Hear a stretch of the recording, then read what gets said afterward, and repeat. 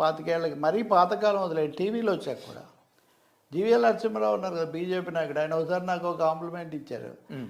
ఏది ఇటు సాక్షిలో, అటు ఏబిఎన్లో, అటు ఈనాడులో అన్నిట్లో కనపడతారు, మీరు ఒక్కరే కనపడుతున్నారు ఇట్లా అని. నాగానే కాదు అంటే దాని క్యారెక్టర్ అది కదా. ఎక్కడ మార్గదర్శి మీద వైఎస్ రాజశేఖర రెడ్డి ప్రభుత్వం అది నడుపుతున్నప్పుడు దాని గురించి నేను ఆంధ్రజ్యోతి గమనంలో రాశారు, వాళ్ళు వేశారు.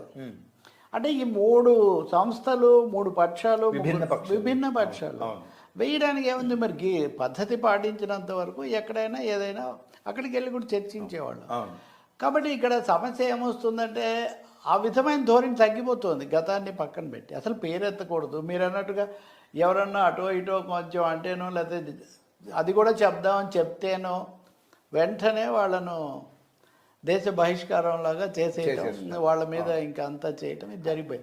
ఏదో మొండి ప్రాణాలు కాబట్టి కొన్ని నమ్మకాలు ప్రజలకు కట్టుబడి ఉన్నాము, ఎవరికేం లేదు కాబట్టి నిలబడ్డం తప్ప, either you follow the track, fall in the line or go.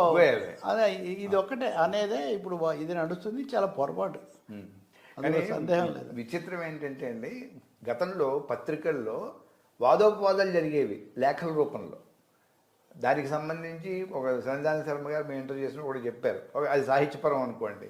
కానీ ఈ రాజకీయాల మీద కూడా రాజకీయ నాయకులు ఏమైనా లెటర్లు రాస్తే దానికి దానికి ఆపోజిట్గా లెటర్ వచ్చేది, సమాధానం ఇస్తూ మళ్ళీ దానికి ఇట్లా కొన్నాళ్ళు నడిచేది. అది ఒక ఆసక్తికరమైన ఆరోగ్యకరమైన వాతావరణం ఉండేది.